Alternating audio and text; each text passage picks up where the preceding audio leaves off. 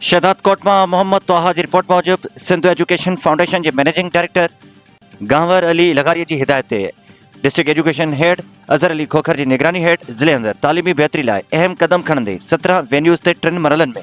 700 उस्तादन लाए खसूसी तरबियती प्रोग्राम मुनक़िद किया वियो। स्कूल ऑपरेटर सलीम रज़ा चांडियो के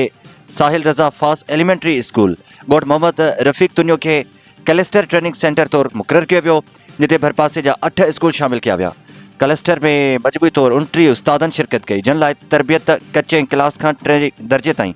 पढ़ाइण वारे निसाब ऐं जदीद तदरीसी तरीक़नि बाबति